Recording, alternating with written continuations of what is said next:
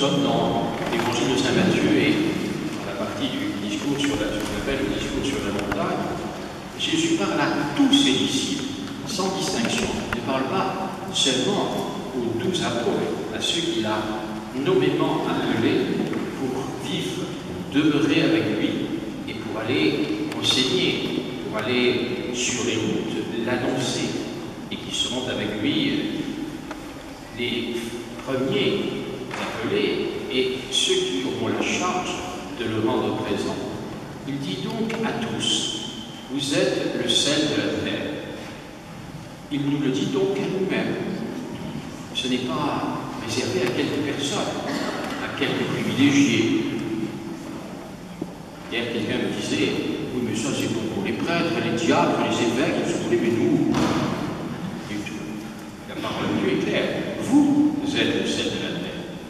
Puis, l'image se poursuit, parce que le sel de cette époque n'était pas celui d'aujourd'hui. Et c'est pourquoi il pouvait perdre ses propriétés. C'est pourquoi Jésus peut expliquer cela. Ben, si le sel n'a plus sa propriété de donner du goût, il ne sert à rien. Donnez du goût. Deuxième image, vous êtes la lumière du monde. C'est bien adressé à tous ceux qui sont venus l'écouter de divers endroits. Et il explique la suite de l'image.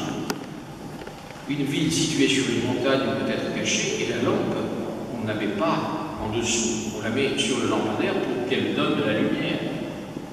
Troisième élément, que votre lumière brille devant les hommes.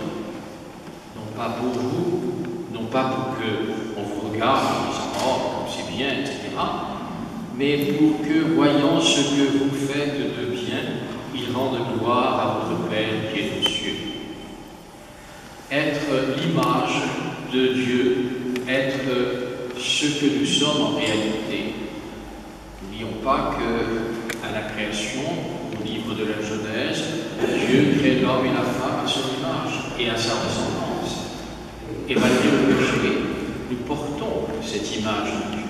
Nous sommes chacun porteurs de la vie de Dieu. Et plus encore, par notre baptême, nous avons reçu cette saveur. D'ailleurs, dans la tradition d'autrefois, on utilisait le sel au baptême comme on l'utilisait dans l'eau bénite.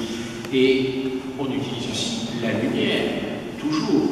C'est pourquoi on porte la lumière à l'autel, à l'évangile, etc. Non pas parce que les éclairages ne sont pas excellents, parce qu'ils sont très beaux et très bien, mais parce que ça signifie que le Christ est la lumière vivante par là. Autrement, effectivement, on n'en a pas besoin. Donc, quand Jésus nous dit cela, ses disciples nous disent cela, il rappelle que nous sommes créés à l'image de Dieu, à sa ressemblance, et par le baptême, nous allons devenir plus encore enfants de Dieu, parce que la lumière de Dieu est en nous. Si vous voyez la symbolique du baptême et du geste, il y a le cierge pascal qui représente le Christ ressuscité, et on va chercher la lumière au cierge pascal qu'on donne aux baptisés ou aux parrains, etc.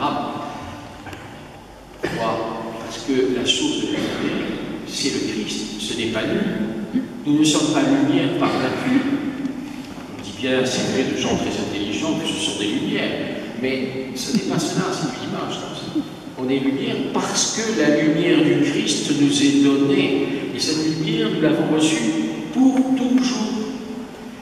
De la même manière, nous avons reçu par le baptême la saveur du chrétien. Nous sommes marqués du Christ. Et quand on met le Saint-Crème, l'onction sainte sur la personne qu'on baptise, on rappelle la phrase de Saint Paul qui dit « Le chrétien doit avoir la bonne odeur du Christ, doit répandre autour de lui cette odeur. » Alors ça ne veut pas dire qu'il faut se laver souvent et se parfumer beaucoup, c'est simplement que par notre vie, et c'est le troisième point de cet évangile, voyant ce que vous faites de bien, les hommes rendront gloire à Dieu, votre Père qui est aux cieux. C'est ce qu'on appelle le témoignage. Alors, si je résume cet évangile, une affirmation de Jésus. Vous donnez du goût, vous avez de la saveur. Est-ce que je l'accepte? Est-ce que je crois que ma vie a une réelle saveur? Première question. Deuxièmement, vous êtes la lumière du monde. Voilà. C'est prétentieux ça, mais Jésus ne dit pas que ça vient de nous, ça vient de lui, parce qu'il milieu de nous la lumière, il est la lumière, et il nous la transmet. Comme dans la nuit de Pâques, quand du cierge pascal, tous les cierges s'allument les uns après les autres. C'est cela. Cette lumière, elle vient du Christ. Elle nous est donnée. Alors, plus ou moins, nous la mettons en veilleuse, ou nous la laissons de côté, nous l'oublions, elle s'en va dans le vent, elle est emportée, ou au contraire, nous en vivons. Alors, notre témoignage de vie aura de la saveur et sera lumineux pour les autres. On dira, celle-là, ce n'est pas pour rien qu'elle va à la messe, parce qu'elle fait le bien, parce qu'elle s'occupe des pauvres et des petits, parce qu'elle ne se met pas en avant, parce qu'elle sait faire au mieux dans la discrétion la plus totale. Au contraire, celui-là, regardez-le, il se pavane, vous vous rappelez, dans l'évangile, le publicain et le pharisien. Le pharisien, il agissait pas mal, il agissait même très bien. Mais quel est le reproche qui lui est fait? C'est de croire que tout vient de lui. Ah, moi je suis quelqu'un de bien. Moi je ne suis pas comme M. Bouzol, là, et ce publicain, ce sale collaborateur qui pique l'argent des Juifs. Ah, non, je donne au denier de l'Église, c'est très bien. Je donne à la quête, c'est très bien. Je jeûne 2 fois par semaine, je vais au temple, etc. Oui, c'est très bien. Mais c'est pas parce que j'aurais fait ça que je serai sauvé. Pas du tout. La loi de Moïse n'est pas une obligation uniquement de faire ceci ou cela. C'est que suis-je devant le Seigneur et devant les autres? Est-ce que cette saveur qui est en moi, qui vient de mon baptême, est-ce que cette lumière qui vient du Christ et que je dois porter haut, je le fais? Ou est-ce que je disparais? Donc, quelle est ma vie? Et j'ai la réponse dans la première lecture, dans le livre du prophète Isaïe, dont on a tiré un chant très connu d'ailleurs, « Ta nuit sera lumière de midi ». On l'a repris comme thème aujourd'hui, puisque c'est le dimanche de la santé, tandis que mardi, c'est la journée mondiale du malade, pour la fête de Notre-Dame de Lourdes. Eh bien, que dit-il? Partage ton pain avec celui qui a faim, accueille chez toi les pauvres sans abri, couvre celui que tu verras sans vêtements, ne te dérobe pas à ton semblable quand il a besoin de toi. Alors ta lumière jaillira comme l'aurore. Alors tu seras, ton obscurité sera lumière de midi, c'est-à-dire tu seras une lumière pour les autres si tu fais cela. Et on le reprend, ce thème, pendant le carême, très souvent, parce que le jeûne qui plaît au Seigneur, c'est un cœur qui se donne, un cœur qui offre tout ce qu'il est, plutôt qu'un cœur replié sur lui-même, avare et égoïste. Alors, de cette parole de Dieu aujourd'hui, nous pouvons tirer tout cela. Nous pouvons rendre grâce pour ce que le Seigneur nous donne. Même une toute petite bougie au fin fond d'une cave peut nous guider. Nous pouvons être cette toute petite bougie, peu importe, pourvu que notre lumière soit là. Et comment cette lumière est-elle en nous? Elle est donnée par le baptême et les sacrements. Le baptême, la confirmation, l'Eucharistie, mais aussi la vie de prière, la vie avec le Seigneur, entretenue par la pratique de la messe. Si nous ne rencontrons pas la lumière du Christ, comment pouvons-nous réanimer celle qui est en nous? Comment pouvons-nous avoir une lumière toujours vivante? Vivre avec le Christ, c'est être sûr de recevoir sa lumière et ensuite agir comme lui. Relisons les béatitudes, agir comme le Christ.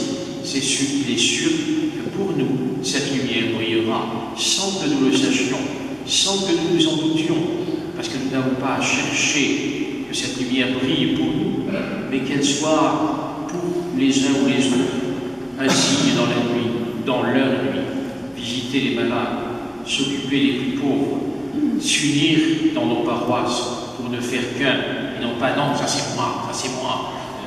Essayer de mettre la paix. Tout à l'heure, M. Magui a parlé de la fraternité. C'est spécifiquement chrétien, la fraternité. C'est ne pas se choisir et en même temps partager. C'est construire ensemble.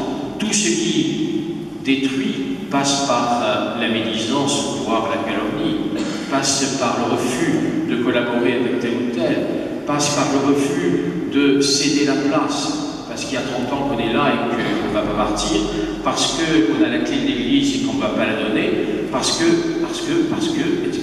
Tout ça ne vient pas de Dieu. Tout ça vient de nous, de nos mesquineries, de nos faiblesses humaines. Et nous devons, si nous voulons être fidèles au Christ, pas seulement aller à la messe, mais vivre tous les jours du Christ. Pas seulement dire son chapelet, tout ça c'est très bien, mais le mettre en pratique, faire en sorte que le message de la Vierge Marie soit pour moi, soit d'accepter la volonté de Dieu. Or, bien souvent, nous ne le voulons pas, parce que nous prions en disant que ma volonté soit faite, même quand nous lisons les paroles de notre Père.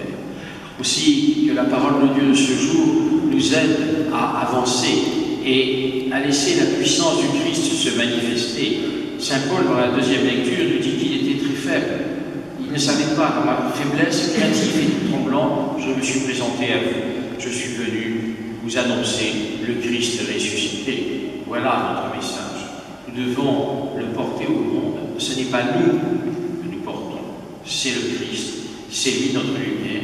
Alors, laissons-le nous envahir, laissons-le nous faire grandir dans l'humilité, nous faire grandir dans le dévouement et le service, en n'attendant rien d'autre que voir sa lumière se développer et un jour entrer dans cette lumière éternelle qu'il nous a promise.